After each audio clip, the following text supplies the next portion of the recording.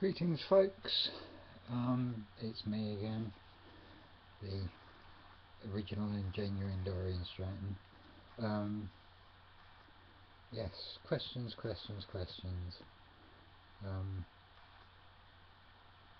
Today I want to talk about asking questions, particularly written questions on, or let's say somewhere like the comment section of a YouTube video. If nothing else, it will prevent you from getting embroiled in a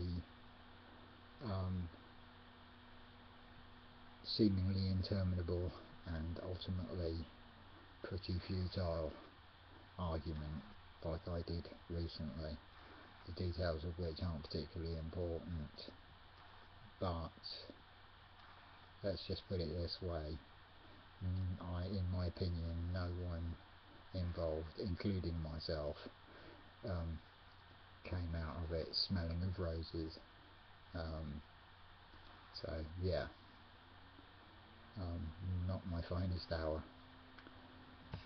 Having said that, like I said, this also might be useful for life in general, really. Like I say, I want to talk about asking questions. So, the thing is, in social sciences, particularly in sociology, a lot of qualitative data is gathered. A lot of the work is based on the use of qualitative data. And in order to gather qualitative data, one of the tools that is most often used is questionnaires. And a lot of work goes into developing questionnaires, particularly into the construction of the questions, because it's well known that questions, especially if they're written, especially if the questionnaire is relying on written responses,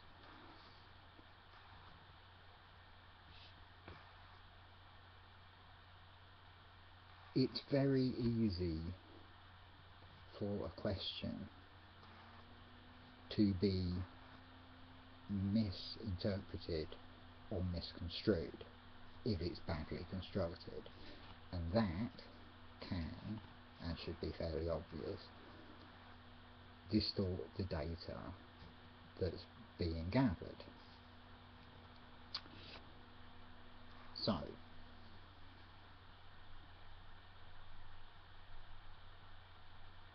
if you're asking a question, especially if it's written a question, don't assume that the person attempting to answer the question understands it in the manner that you intended them to.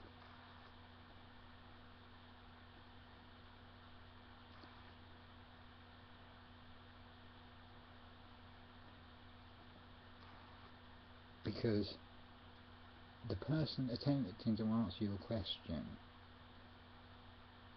is under no obligation to try and rectify any errors that the question may contain. Errors such as it's either ambiguous or outright incoherent. It's up to you, it's up to the questioner to make sure that the question is as unambiguous as possible, and that it's coherent, and also that it actually that it's actually likely to elicit the information that they're seeking.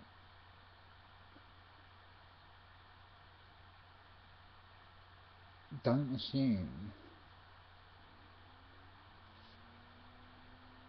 that the question you think you're asking bears any relationship to the question you have actually asked, because they may not be the same thing. You really need to look at it very, very carefully. You need to ask yourself, one, is this question coherent? Is it unambiguous? If so, will it actually elicit the information that I'm trying to obtain? Because the latter, the last thing, doesn't necessarily follow from the first two things.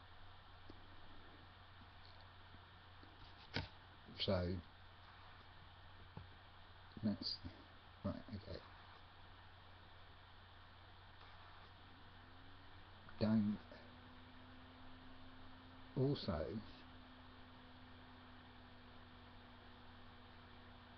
style of question or the style of answer you receive will reflect the style of question being asked. So the more precise and specific the question you ask, the more precise and specific the answer that you're likely to receive. Conversely, the more vague and ambiguous the question is, the more vague and ambiguous the answer is going to be. So also, you should also take that into account. So if you want to elicit a particular precise piece of information, ask a precise question pertaining to the information that you want to discover. Because you can't assume, as I said before, don't assume that the person answering your question will then understand it in the way that you intended. Especially if it's a written question. When it's like face to face, when it's a spoken question, it's possible in the moment to add clarifications and follow-up questions. That's not always possible in a situation where the question is written, such as in the comment section of a YouTube video or on a internet forum or wherever. So yeah, so just some thoughts about and ideas about asking questions. Don't assume, don't make any assumptions that people understand your questions in the way you think they should. Anyway, that's it. I've rambled on far longer than I thought I really wanted to, so I'll stop here. Anyway, hopefully that was of some kind of use. Anyway, see you later.